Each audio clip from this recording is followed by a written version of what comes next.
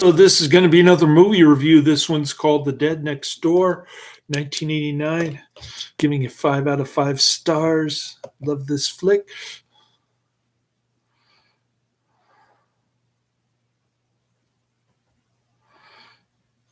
The movie poster says a worthy addition to any Gorehounds DVD shelf.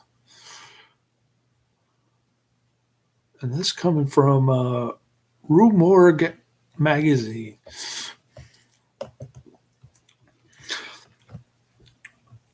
I love this flick. I'm giving it 5 out of 5 stars. The Dead Next Door is a 1989 zombie horror film written, produced, and directed by J.R. Bookwalter, who's a specialist in low-budget cult horror, action, and sci-fi films in the 90s, including Robot Ninja, Ozone, and Polymorph. Never watched those. I don't know what those are about. But he did mention Robot Ninja in the bonus features. Mr. J.R. Bookwalter from Akron, Ohio,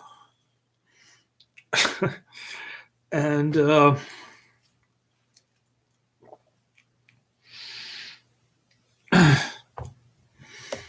seems like he goes around the bonus features in this basket case T-shirt. There's a ton of bonus features. Some of them didn't work, like the still photography wasn't working on my disc, but there's got to be like 2 hours of bonus features on this disc, which is why I'm doing it late Saturday afternoon, and there's no British Crumpet Man in the chat room this late in the day.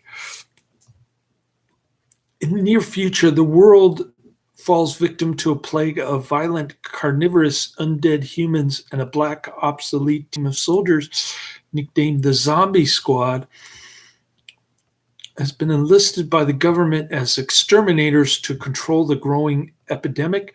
While on a series of routine containment missions, the soldiers stumble upon a mysterious religious cult which wishes to protect and enable the zombies, believing them to be punishment ordained by God.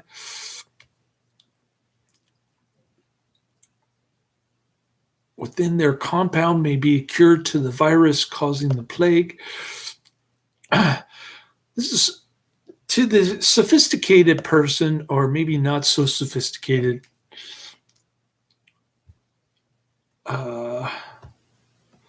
Bruce Campbell did the voices of Raimi and Commander Carpenter. Okay, I better change that.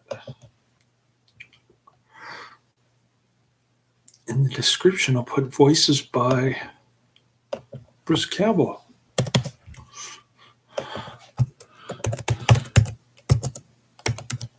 To me, this is a ripoff on Day of the Dead. But somebody who was involved in the movie on the bonus feature said that it had some kind of hidden AIDS message, like Alien 3. I don't know.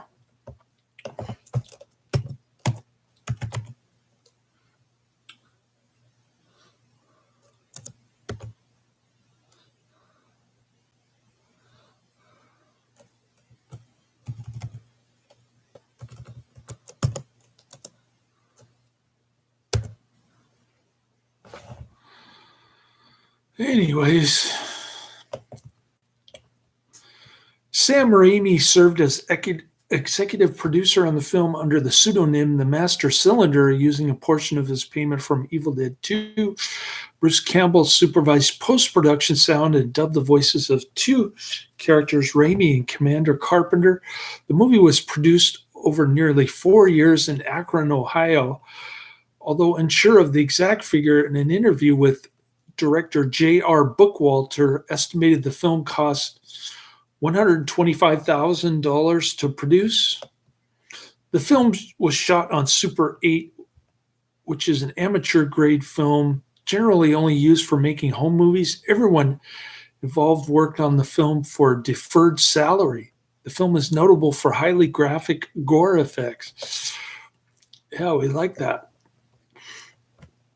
The gore is incredible. What they were able to accomplish on a budget of $125,000.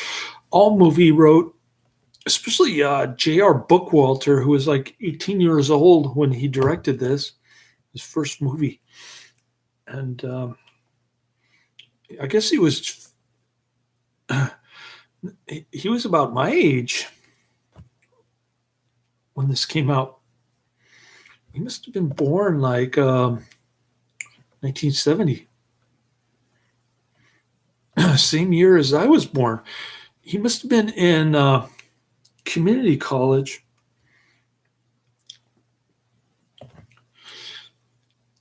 No, maybe he was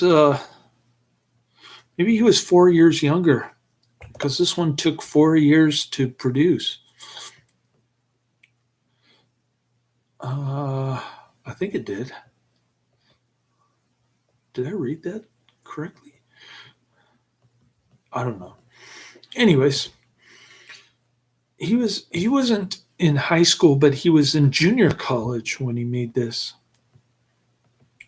Bookwalter. Allmovie wrote, very stylish for what is essentially an epic scale home movie. This remains Bookwalter's best effort, comparing the film's fast pace to that of a live action video game. The score for the film was composed by director J.R. Bookwalter. The soundtrack has been released on CD and an MP3 format by Tempe Sound.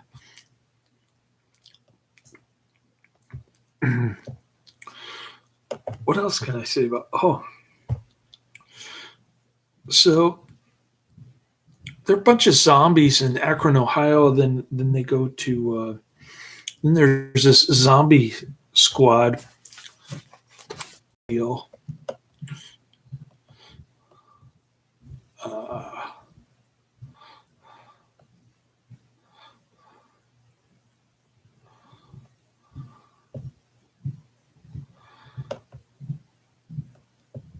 And they're the government going after this zombie. Pretty cool ending. There's this mad doctor who's working on a serum. He's wearing a baseball cap. Everybody wore a baseball cap in 1989. Even I did. Anyways, gets a 5 out of 10 on IMDb, 3,300 ratings. So it's quite popular, this zombie flick. Bruce Campbell's voice can be heard dubbed for the characters Raimi and Commander Carpenter. If you're making a legal dub, you'll burn in duplication hell. That's what the credits say. The original version released on VHS was an 83-minute unrated cut by Tempe Video. In 2005, Anchor Bay had the film remastered and recut to 78 minutes. That was a version that I saw. The 2015 Blu-ray from Tempe Video contains both the original cut and the remastered 2005 version. I want to see the 83-minute unrated cut. This movie is featured in Robot Ninja in 1989. I guess they recycled it the same year. Soundtracks Out on the Road, written by Mick Corcoran, performed by Willie and the Wagon Wheels. Don't know any of those people. The featured review on IMDb is by Mr. Goodbaum, dated October 19, 2007. If you can tolerate a low budget and like creative special effects, schlock, and zombies, grab this. I really enjoyed this film. I watched it once or twice before I hit the special features, and I watched the featurettes with interviews from the cast and crew. I think those interviews really helped me appreciate this film more. The director had no budget, no idea how to really operate a camera. It seems the first time they shot a lot of effects in various scenes, the light meter was trusted less than the untrained eye, and many shots came out so dark that they were unusable. I noticed that they were having lighting issues, even with the footage that they used, with some creative and sometimes silly schlocky ideas for gore and effects, and an interesting, even compelling follow up to both Romero's Dead films, the original three, which had been released by that time, and Sam Raimi's Evil Dead 1 and 2. I really think this film had some interesting points to it. There are no incredible special effects. The acting is silly. The main character's voice has now been replaced with Bruce Campbell. The budget was extremely low, though it was funded by Mr. X, who kept his identity secret. Do a little research on that one. The answer is surprising. And I think they made something campy, fun, and even at times creepy. I liked it a lot for a no-budget midnight flick. Well, they got the money from Sam Raimi, if I understand correctly. Anyways, pretty cool flick. Release date November 1989 in the U.S. There's an official website. Filming location Akron, Ohio. Production companies Suburban Tempe Companies and Amsco Studios.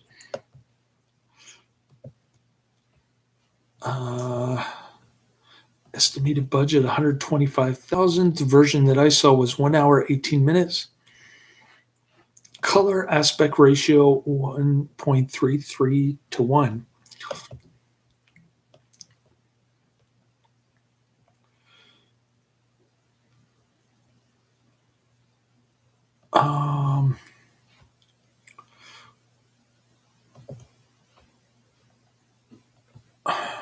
More movies like this. Burial Ground, The Nights of Terror, Thou Shalt Not Kill Except. I heard that one mentioned in the bonus features. Moontrap and Flesh Eater. All right, there you have it. Everything from IMDb and Wikipedia. Now I'll show you the other two discs I got yesterday.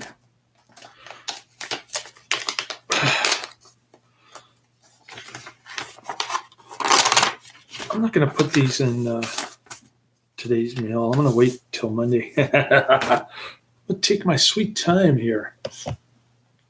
There's a Death Collector.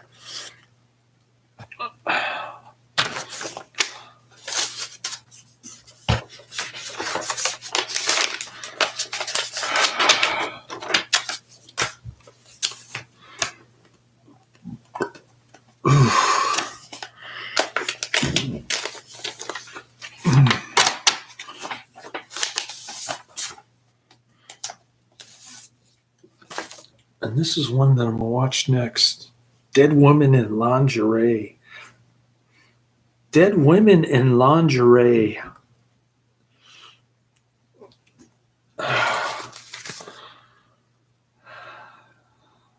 Psychotic killers preying on supermodels.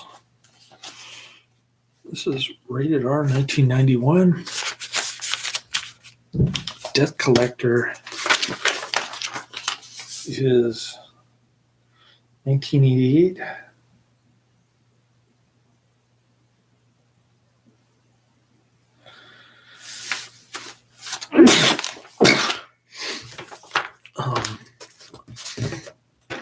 I don't have high hopes for these two, but we'll see.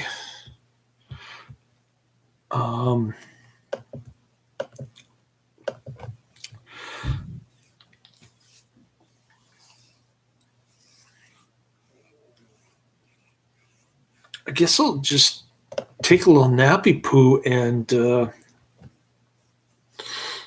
I'll start watching Dead Women in Lingerie.